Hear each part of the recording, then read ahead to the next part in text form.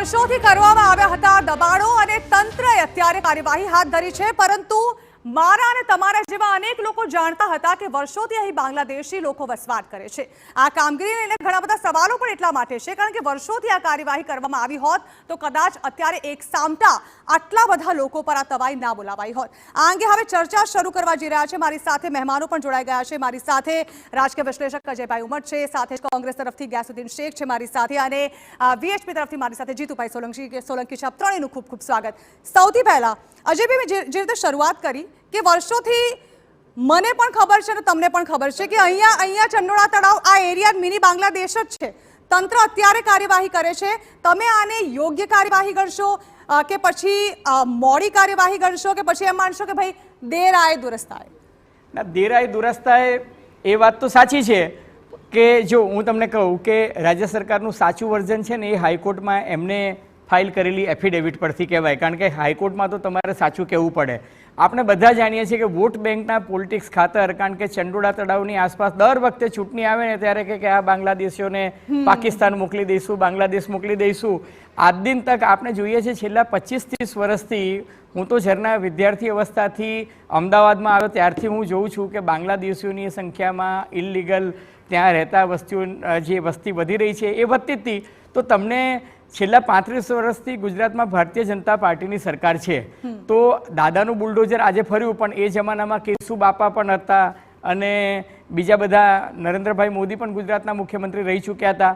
તો ત્યારે આ બધી કાર્યવાહી કેમ ના થઈ ને આજે તમે કેમ કરી રહ્યા છો? એનું કારણ એ છે કે પહલગામમાં જે કોઈ ત્રાસવાદી ઘટના બની એને કારણે કેન્દ્ર સરકારે હવે નક્કી કર્યું કે દરેક રાજ્યમાં, અમિતભાઈએ સૂચના આપીને દરેક રાજ્યમાં જ્યાં જ્યાં ગેરકાયદે વસાહતો છે ત્યાં એને દૂર કરવાનો નિર્ણય લીધો। અને હવે તમે એવું કહો છો કે 2022માં અલકાયદાના 4 આતંકવાદીઓ અહીંથી પકડાયા હતા, એટલે 2025ની એપ્રિલમાં અમે તો 3 વર્ષ સુધી આ બધા પોલીસ તંત્રવાળા શું કરતા હતા? મારું કહેવું એ છે કે આજે તમે એવું કહો છો કે અહીંયાથી માદક દ્રવ્યોની હેરાફેરી થતી હતી, અહીંયા આગળ ગેરકાયદે વેશ્યાવૃત્તિનો ધંધો ચાલતો હતો, અહીંયાથી દાણચોરી થતી હતી, અહીંયાથી ખોટા આધાર કાર્ડ બનતા હતા, અહીંયાથી ખોટા પાસપોર્ટ બનતા હતા, અહીંયાથી ઘૂસણખોરોને તમે પનાહ આપતા હતા। તો અત્યાર સુધી પોલીસ તંત્ર અને સરકાર અને ત્યાંના સ્થાનિક પ્રતિનિધિઓ શું કરતા હતા? પણ હવે દેર આए दुरुस्त आए એ બરાબર છે, પણ ક્યારેક છે ને સૂકા ભેગું લીલું પણ બળી જાય છે અને પાપડી ભેગી ઈયળ પણ બફાઈ જાય છે। એટલે હાઈકોર્ટે પણ કહ્યું છે, હું એવું માનું છું કે વોટર બોડીઝ જે છે, ચંડોળા તળાવ છે, એની અંદર ઇલીગલ ગેરકાયદે બાંધકામ થયું હોય એ દૂર કર્યું એ સારી જ વસ્તુ છે, એને તો કોઈ એનો બચાવ ના કરી શકે। જ્યાં તમે ગેરકાયદેસર અતિક્રમણ કર્યું હોય તો એને પણ સરકારે દૂર કરવું જોઈએ, પણ સરકારે કોઈ એક ઘટના બને, આતંકવાદી ઘટના બને અને તમે જાગો, રાજકોટમાં ટીઆરપી કાંડ બને અને તમે જાગો, વડોદરામાં હરની કાંડ બને અને તમે જાગો, સુરતમાં કોચિંગ ક્લાસમાં વિદ્યાર્થીઓ આગમાં ભડથું થાય અને તમે જાગો, શું કામ કોઈ ઘટના નહીં બને? ટેમ્પરરી જાગો એ શબ્દો ઉપયોગમાં લો, ટેમ્પરરી જાગો, કારણ કે પછી નથી થતી કાર્યવાહી। બેન, હું તમને કહું, ઝરના ભૂતકાળમાં પણ આવા ઓપરેશન કરે છે અને ક્રાઇમ બ્રાન્ચના અધિકારીઓ કે પોલીસ તંત્રના અધિકારીઓ એમને બાંગ્લાદેશની સરહદે મૂકીને આવે છે અને પોલીસ અધિકારીઓ આવે છે ને એ પહેલા પાછા આ લોકો અહીંયા આવી જાય છે, પાછા આવી જાય છે। એટલે હકીકત એ છે। અને બીજું હું તમને કહું કે આજે તમે કહો છો કે આ લલ્લુ બિહારી કે લાલા બિહારી કે લલ્લા બિહારી જે કોઈ હોય, આ લલ્લા બિહારીને મોટો કોને કર્યો? તમે એવું માનો છો કે ત્યાંના પોલીસ તંત્રને કે સ્થાનિક પીએસઆઈ પીઆઈને ખબર નથી કે લલ્લુ બિહારી કોણ છે? એનો અર્થ એ કે ત્યાં સુધી તમારી મિલી ભગત ચાલતી હતી ત્યાં સુધી તમે ચાલવા દીધું, હવે ઉપરથી દંડો આવ્યો એટલે તમે બુલડોઝર ચલાવ્યું। અને મને જોઈને એમ તમે ખુશી થાય કે દક્ષિણની પેલી ફિલ્મો હોય ને એના જેવા દ્રશ્યો સર્જાયા હતા, એક સાથે લાઇનસર બસો ગોઠવી દીધી હતી અને બુલડોઝરો ગોઠવી દીધી હતી। એટલે દિલ કો બહેલાને કે લીએ ગાલી ભી ખ્યાલ અચ્છા હૈ। હકીકત એ છે કે તમે અત્યાર સુધી કેમ ના રોક્યું એનો પણ તંત્રએ જવાબ આપવો જોઈએ। આજે જે કાર્યવાહી કરી છે એ તો નિયમ પ્રમાણે કરી હોય તો એને કોઈ ખોટું કહેતું જ નથી। સુધી રોકી નાખ્યું છે અજયભાઈ। આપણે અત્યારની ત્યાંની સ્થિતિ શું છે તે વિશે જાણી લઈએ અને ત્યાંથી સંવાદદાતા હરીન માત્રાવાડિયા પણ અમારી સાથે જોડાઈ રહ્યા છે। હરીન, અત્યારે શું કાર્યવાહી ચાલી રહી છે ત્યાં? કેવો માહોલ બન્યો છે ત્યાં?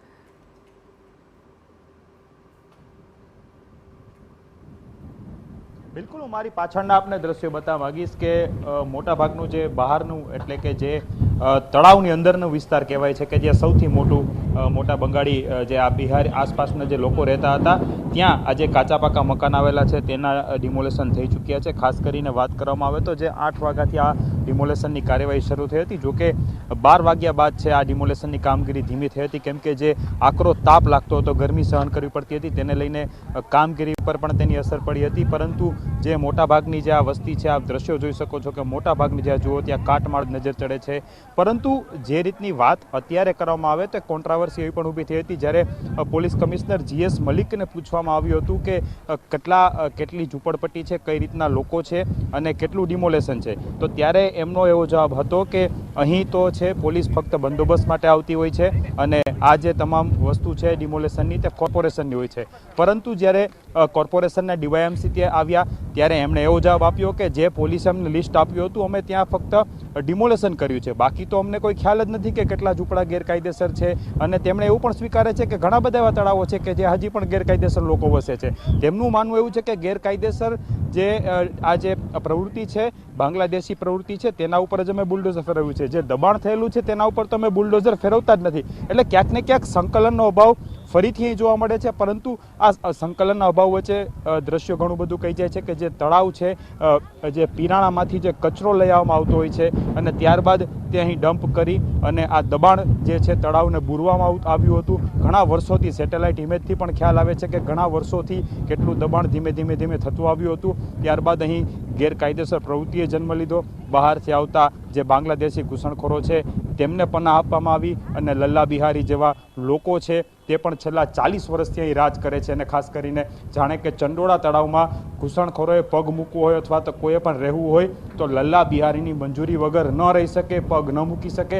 તમામ પ્રકારની ઇનલીગલ એક્ટિવિટી, તમામ પ્રકારના ધંધા ફક્ત એક જ વ્યક્તિનું શાસન, તેના સાગરીતો અને પોતે. જો કે ક્રાઇમ બ્રાન્ચે તેની ધરપકડ કરી લીધી છે, પરંતુ અત્યાર સુધી આ પ્રવૃત્તિઓ ક્યાં હતી? અત્યાર સુધી 40 વર્ષથી જો આ પ્રવૃત્તિ કરતો હોય, 40 વર્ષથી તે ચંડોળા તળાવમાં રહેતો હોય અને બહારથી આવનારા લોકોને તે પનાહ આપતો હોય તો સ્વાભાવિક છે કે પોલીસની કામગીરી ઉપર શંકા ઉપજી શકે છે. પરંતુ મોટાભાગનું ડિમોલેશન અત્યારે પૂર્ણ થઈ ચૂક્યું છે. જો કે હજી પણ 2 થી 3 કલાક છે આ ડિમોલેશન આ કાર્યવાહી કરવામાં આવશે. જોડાયેલા રહેશો હરીને, આપણે ચર્ચાને આગળ વધારીશું. ગ્યાસુદ્દીનભાઈ, આમ જોવા જઈએ તો દેશનું હિત સર્વોપરી છે. દેશની સુરક્ષા જે છે તે કોઈ પણ ધર્મ કરતાં વધારે મહત્વની છે. શું માનો છો તમે, કોંગ્રેસ પક્ષ તરફથી કયું સ્ટેન્ડ લેશો આ ઘટનાને લઈને? હવે મારે જ્યારે પરમ દિવસે ચંડોળાથી 800થી વધુ લોકોને ડિટેન કરીને લઈને આવ્યા, બાઇટ પણ આવી હતી ગ્યાસુદ્દીનભાઈ આપની, અને એ જ વખતે મેં કમિશનર સાહેબ જોડે અને ક્રાઇમ બ્રાન્ચના અધિકારી જોડે વાત કરી હતી કે બાંગ્લાદેશીઓને તાત્કાલિક તગેડી મૂકવા જોઈએ, કડકમાં કડક એમને સજા થાય. એ બોર્ડર પોલીસ મૂકવા જાય છે, પોલીસ અમદાવાદ નથી આવતી એની પહેલાં બાંગ્લાદેશી પાછા આવી જાય છે. એટલે આ સરકારનો ફેલિયર છે. એટલે તમે આ લોકોને એવી કડક શિક્ષા કરીને મોકલો કે બીજી વખત ભારત દેશની ધરતી ઉપર પગ મૂકવાનો વિચાર પણ ના કરે. પરંતુ સાથે મેં એ પણ કહ્યું હતું કે એની અંદર ભારતીય નાગરિકો પણ મોટા પાયે લાવવામાં આવ્યા છે. સરકારને, પોલીસને તમામનું ઇન્વેસ્ટિગેશન કરવાની ફરજ છે અને એ કરી શકે છે. તમે કરો, પણ ભારતીય નાગરિકોને તકલીફ ના થાય એ રીતની કાર્યવાહી થાય. આ બાંગ્લાદેશીઓને અમારું કે મારા સમાજનું કોઈનું અમારે સમર્થન નથી, કેમ કે એમના કુકર્મો, એમના કૃત્યોના લીધે ભારતીય મુસ્લિમોને બદનામ થવું પડતું હોય છે. એટલે સખત પહેલાંથી જ અમે આમનો વિરોધ કરતા આવ્યા છે. અને એ દિવસ પણ કરું, બહુ સારી બાબત છે કે એ બધાનો એ વખતે સર્વે કરવામાં આવ્યું, એમાંથી 200થી વધારે બાંગ્લાદેશીઓ પકડાયા અને 600 જેટલા જે ભારતીય હતા એમને ક્રાઇમ બ્રાન્ચે પ્રશંસનીય રીતે જવા દીધા.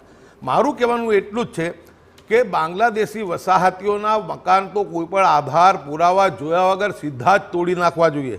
એની પર બુલડોઝરની કાર્યવાહી થાય એનું મારું સમર્થન છે, એને આવકારું છું. પરંતુ જે 600 નાગરિકોને જે ક્રાઇમ બ્રાન્ચે છોડ્યા, જે ભારતીય હતા, એમના મકાન ત્યાં હતા, તો એ મકાનો ઉપર દાદાનું બુલડોઝર, રાષ્ટ્રવાદની વાત કરનારા નકલી લોકો દ્વારા કેમ તોડવામાં આવ્યું? ત્યાં સરકારી જમીન તો છે ને, દબાણો તો ગેરકાયદે જ છે ને. ભલે તેઓ ભારતીય હોય, ભલે તેઓ ભારતીય મુસલમાન હોય, પણ ગેરકાયદે જમીન ઉપર, સરકારી જમીન ઉપર ગેરકાયદે બાંધકામ કરવું તે તો યોગ્ય નથી જ ને. જો કે મારે બ્રેક લેવાનો સમય થઈ ગયો છે. આ ચર્ચા આપણે આગળ વધારવાની છે. રોકાઈ એક નાનકડા બ્રેક માટે. બ્રેક બાદ પણ આ વિશે ચર્ચા યથાવત રહેશે.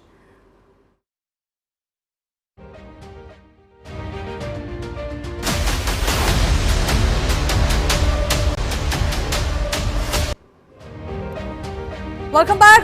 પહેલગામ હુમલા બાદ હવે ઘૂસણખોરો પર તવાઈ બોલાવવાની કવાયત શરૂ કરી દેવામાં આવી છે, જેના ભાગરૂપે અમદાવાદના મિની બાંગ્લાદેશ તરીકે ઓળખાતા ચંડોળા તળાવ જે છે તેના પર કાર્યવાહી કરવામાં આવી રહી છે. મારી સાથે આ જ મુદ્દે ચર્ચા કરવા માટે મહેમાનો પણ જોડાઈ રહ્યા છે.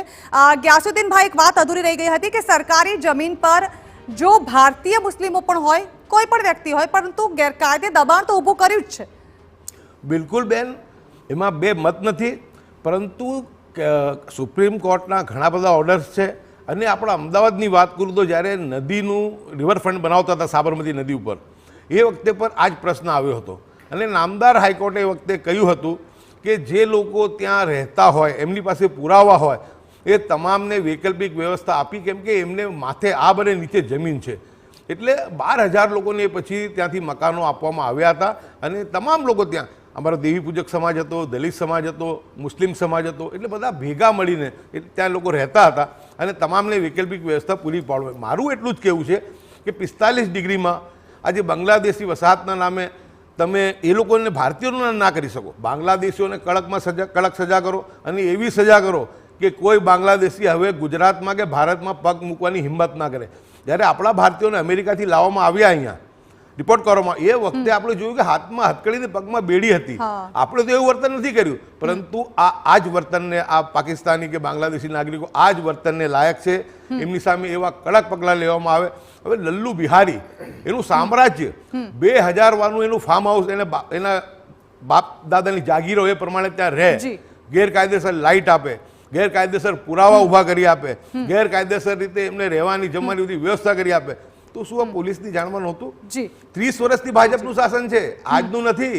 અને 15 વર્ષથી કેન્દ્રમાં શાસન છે. ભારતથી બોર્ડર ક્રોસ કરીને આવતા હોય તો શાસન અમારું ભાજપનું છે. અને ગુજરાતમાં 30 વર્ષથી છે. પરંતુ કાશ્મીરમાં થયા પછી જ એકદમ જાગ્યા છે. ઠીક છે, દેર આય દુરસ્ત થાય. હું આ પગલાંનો બાંગ્લાદેશીઓ કે વિદેશીઓ સાહેબ પગલાં લેવા એનો સમર્થક છું. કડકમાં કડક સજા થાય. હિન્દુ કે મુસ્લિમ જોવાનું નથી. સૌથી પ્રથમ મારી ભારત માતા છે અને એના સંતાનો છે. એટલે આ કાર્યવાહીનો મારે વિરોધ નથી, પરંતુ જે 600 ભારતીય નાગરિકો તરીકે પુરવાર થયા છે એમને આપણે તાત્કાલિક રાહત શિબિર બનાવવી જોઈએ. એમને માથે આપ છે, નીચે જમીન છે, અને એમને જે છે જમવાની જરૂરી વ્યવસ્થા પૂરી પાડવી જોઈએ. બિલકુલ, વ્યવસ્થા પૂરી પાડવી જોઈએ. જીતુભાઈ પણ આપણી સાથે જોડાયેલા છે. જીતુભાઈ, આ મુદ્દો આપે કોઈ દિવસ ઉઠાવ્યો છે ખરો તંત્ર સમક્ષ? વિશ્વ હિન્દુ પરિષદ દ્વારા આ મુદ્દો અનેક વખત ઉઠાવવામાં આવ્યો છે, અનેક વખત ઉઠાવવામાં આવ્યો છે. હાલ પણ તમે જોયું તો ભારતીય જનતા પાર્ટીના શહેર પ્રમુખ માન્ય અમિતભાઈ શાહે પણ એમના પત્ર દ્વારા આ દર્દ એમને ઠાલવ્યું હતું કે વર્ષોથી જે બાંગ્લાદેશી મુસલમાનો જે પ્રમાણે ચંડોલાની અંદર ઘેરાવ, ખાલી ચંડોલા નહીં પણ પૂરા અમદાવાદ શહેરની અંદર બાપુનગર, ગોમતીપુર, દરિયાપુર, શાહપુર, કાલુપુર, આ બાજુ તમે મલેક સાહેબ બંધ સ્ટેડિયમથી માંડીને બધી જગ્યા પર તમે જોઈ લો, એ બાંગ્લાદેશીઓને સેહ કોણ આપી રહ્યું છે? હું એવું માનું છું કે સ્થાનિક કોંગ્રેસ આગેવાનોને, એમાં ખાસ કરીને મુસ્લિમ નેતાઓ આ લોકોને વોટ બેંકની રાજનીતિ ની કરવા માટે, મુસ્લિમ તુષ્ટિકરણ કરવા માટે એ લેટર તો ઇમરાન ખેડાવાલાએ પણ લખ્યો છે. કોંગ્રેસ પણ એના વિરોધમાં હતી. નહીં, કોંગ્રેસના નેતાઓ ટીવીમાં કંઈક અલગ બોલે છે, પડદા પાછળ કંઈક અલગ કામ કરે છે. બેવડી નીતિ આ છે. ગેસુદ્દીનભાઈ, ભારતીય જનતા પાર્ટીની બે મોઢાની વાત કરી રહ્યા છે. કોંગ્રેસનું સ્ટેન્ડ ક્લિયર છે. તમે શાંતિથી સાંભળો. ભારત માતાની સંતાનો સિવાય કોઈને અહીંયા રહેવાનો અધિકાર નથી. ભારત માતાના સંતાનો તમે માનતા હોય તો NRC ની જ્યારે સંસદની અંદર પ્રસ્તાવ આવ્યો ત્યારે દાણી લીમડાની અંદર પોલીસ ઉપર હુમલો કોણે કર્યો હતો? બાંગ્લાદેશી હતા કે તમે હતા? વિપક્ષના નેતા શહેજાદની ઉપર 3 મહિના સેન્ટ્રલ જેલમાં શું કામ જવું પડ્યું? કયા કારણસર જવું પડ્યું? આ બાંગ્લાદેશીઓને તમે સે આપી રહ્યા છો. અને બેને જેમ વાત કરીને, ઉમર સાહેબે જેમ વાત કરી, દેર આય દુરુસ્ત આય, ભલે 20 વર્ષથી સરકાર હતી કે કેમ, પણ જ્યારે પણ કદમ ઉઠાવવામાં આવ્યા ત્યારે આ જ મુસ્લિમ આગેવાનોને, ખાસ કરીને કોંગ્રેસના આગેવાનો, એમને પીઠ બનીને, ઢાલ બનીને આગળ ઉભરાતા હતા અને સરકારને મજબૂર કરતા હતા કે આ મુસ્લિમો. સરકાર મજબૂર છે. 30 વર્ષથી સરકાર છે અને આજે 30 વર્ષથી રાજ્યમાં સરકાર છે અને પ્રધાનમંત્રી મોદી અહીંયા મુખ્યમંત્રી રહ્યા છે. અમિત શાહ અહીંયાના ગૃહમંત્રી હતા. ત્યારે અમિત શાહ શું કરતા હતા? અમિત શાહ શું કરતા હતા? જ્યારે લોખંડી સરદાર પુરુષની વાત કરે છે, તમે લોકો શું કરતા હતા? અરે આજે તમારે 15 વર્ષથી કેન્દ્રમાં સરકાર છે. નિસ્વાર્થ સરકાર છે તમારી. જીતુભાઈ, ફકત હિન્દુ મુસ્લિમના સામે રાજનીતિ કરો છો તમે લોકો. તમે નકલી રાષ્ટ્રવાદી છો. તમે નકલી રાષ્ટ્રવાદી છો. રાષ્ટ્રવાદી હોત તો તમે આ બાંગ્લાદેશીઓને ઘૂસવા દીધા ના હોત. તમારે પણ ફક્ત સંકુચિત વિચારધારા છે. હિન્દુ મુસ્લિમ સિવાય તમને બીજું આવતું જ નથી. તમે રાષ્ટ્રવાદની વાત કરતા હો તો 30 વર્ષથી તમે કેમ એમને ઘૂસવા દીધા? તમે કોર્ટમાં માનતા નથી, તમે શરીયતમાં માનો છો. તમે આ મુદ્દા અમે પર ભારત કોર્ટમાં દેશના બેસવા નાગરિકો કરો. માટે મને ખાલી સંવિધાન સૌથી ફર્સ્ટ છે. જે સંવિધાનને તમે ખતમ કરવા નીકળ્યા છો. સંવિધાન સૌથી તમારા first. નરેન્દ્ર મોદી ખતમ કરવા નીકળ્યા છે. સંવિધાન તમારા સૌથી ગૃહમંત્રી first અમિત શાહ ખતમ કરવા નીકળ્યા છે. સંવિધાન જો અમે તો સૌથી સંવિધાનને first નમન હતું, કરીએ તો છીએ રામ અને મંદિરનો સંવિધાનને ચુકાદો તમે શું અમે કામ પ્રણામ વિરોધ કરીએ છીએ. તમે લોકો રામ સંવિધાનને મંદિરના માનતા ચુકાદાનો તમે નથી. શું કામ વિરોધ કર્યો? તમે સંવિધાનને એ માનતા તમે શું નથી. કામ વિરોધ કર્યો? તમે ભારતીય નાગરિક નથી. કેન્દ્ર સરકાર માત્ર એટલું જાણવા માંગે છે કે તમે ભારતીય નાગરિક છો કે કેમ. તપાસ તમે કરો અને કામ કરવી નથી જોઈએ બતાવતા. એનું સમર્થન છે. તમે એમ કહો છો કે દાણી લીમડાની અમે અંદર કહીએ છીએ અમારું સમર્થન છે. આ તપાસ થવી જ જોઈએ. એ ખાલી 30 વર્ષ સુધી મકાન નથી. 30 વર્ષ સુધી એમાં કુંભકર્ણની ભારતીય નીંદમાં સૂતા હતા તમે. કાગળ બતાવો, કાગળ. 30 વર્ષ સુધી કાગળ કુંભકર્ણની બતાવો, નીંદમાં સૂતા હતા તમે. કાગળ બતાવો. સરકાર 30 વર્ષ સુધી તમે કાગળ તમારી જ પોલીસ એમને પાળી પોષીને મોટા કર્યા છે. અરે પોલીસ તમારા જ નેતાઓ એમનો નથી કર્યા. મતદાર તરીકે તમે ઉપયોગ કાગળ કર્યો છે. બતાવો, કાગળ. સરકારે કહે છે કે આંધ્ર દેશના તમે નાગરિક છો તો તમે કાગળ બતાવો. બતાવીશું ને તમારે બતાવીએ છે.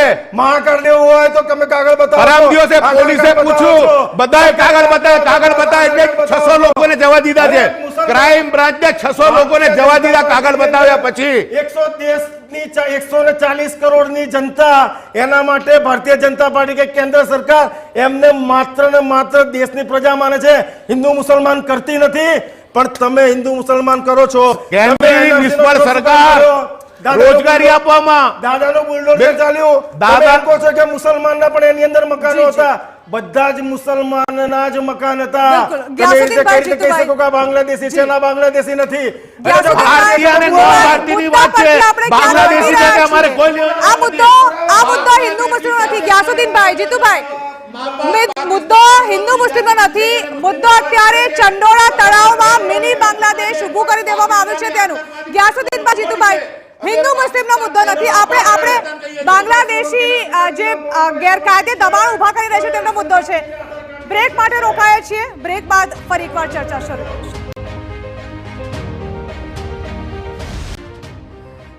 જ્યારે આપણે આધાર કાર્ડ કઢાવવું હોય અને આધાર કાર્ડ માટેની જે પ્રક્રિયા હાથ ધરવી હોય તો લગભગ 15 થી 20 દિવસનો સમય લાગે અને ત્યારબાદ ઓરિજિનલ આધાર કાર્ડ તમને મળી જાય. જો વીજ કનેક્શન લેવું હોય તો આખા ડોક્યુમેન્ટેશન લાગે અને તે કરાવ્યા પછી સમય લાગે અને પછી વીજ બિલ આવવાનું શરૂ થાય અને વીજ જોડાણ શરૂ થાય. પરંતુ આ મિની બાંગ્લાદેશીઓ પાસે બધું જ હતું, પણ બધું જ હતું ગેરકાયદે. આ અંગે ચર્ચા ચાલી રહી છે.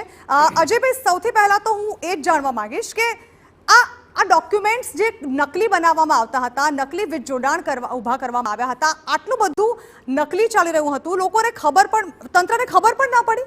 આપણે ત્યાં તો નકલી અદાલતો ચાલે છે, આપણે ત્યાં તો નકલી સરકારી કચેરીઓ ચાલે છે, નકલી જજો જે છે એ જમીનોના 7/12 ઉતારા સુધી સુધારી આપે છે, નકલી PSI પકડાય છે, નકલી ડૉક્ટરો પકડાય છે, સચિવાલયની પણ નકલી ઓર્ડર્સ ઇસ્યુ થઈ જાય છે, DSP બની જાય છે, લોકો મોટા મોટા નેતાઓના હાથે એમના સન્માન પણ સ્વીકારાઈ જાય છે ને એ ફેસબુક ને સોશિયલ મીડિયા પર જોવા મળે છે.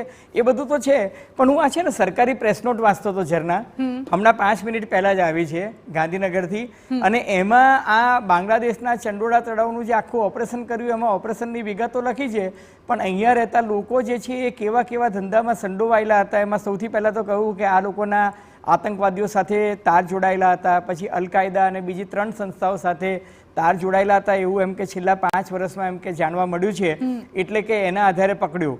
પછી એ લોકો કહે છે કે બાંગ્લાદેશથી અને બીજી બધી જગ્યાએથી નાની નાની બાળકીઓને લઈને આવતા હતા, એમને ફોસલાવી પટાવીને એમને દેહ પ્રક્રિયાના ધંધામાં મોકલતા હતા, એ ખબર પડી.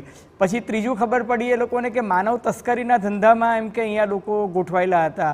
ચોથું આ સરકારને ખબર પડી કે અહીંયા એમ કે ગેરકાયદે ઇલેક્ટ્રિસિટી કનેક્શન આપતા હતા, અહીંયા આગળ ગેરકાયદે એમ કે આધાર કાર્ડ બનાવી આપતા હતા, એના આધારે પાસપોર્ટ ને બધું બનતું હતું અને નકલી એમ કે રેશન કાર્ડ પણ બની જતું હતું. અને પછી એવું પણ આ લોકોને ખબર પડી કે અહીંયાથી ગેરકાયદે ધંધા ચાલતા હતા, એમાં મની લોન્ડરિંગ જે છે એ મની લોન્ડરિંગ પણ અહીંયા આગળથી થતું હતું. તો આ બધું જ થતું હતું ને આ બધા જ ગુનેગારોને પકડીને એમને કડકમાં કડક સજા આપવી જોઈએ. બાંગ્લાદેશીઓ હોય તો એમને વિદેશ મોકલી દેવા જોઈએ, પાકિસ્તાનીઓ હોય તો એમને એમના માદરે વતન મોકલી દેવા જોઈએ. અને એમને ગ્યાસુદ્દીનભાઈએ કહ્યું ને એમ કે હાથ પગમાં બેડી બાંધીને જેટલી કડકમાં કડક સજા આપવી હોય આપો.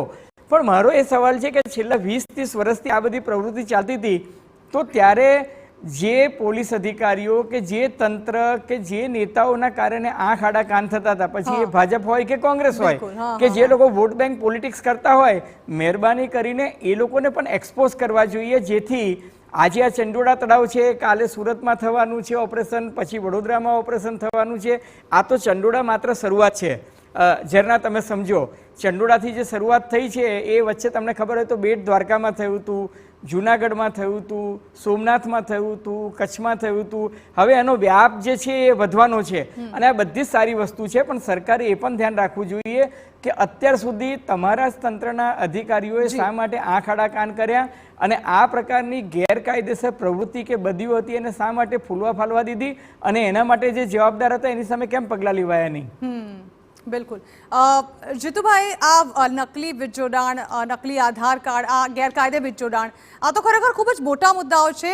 માત્ર આટલાથી જ નથી અહીંયા અટકી ગયું છે. તે અજયભાઈએ કહ્યું કે ડ્રગ્સની ઘૂસણખોરી હોય કે પછી મની લોન્ડરિંગના કેસીસ હોય કે પછી હોય પ્રોસ્ટિટ્યુશન, આ બધું જ આ વિસ્તારમાં થતું હતું.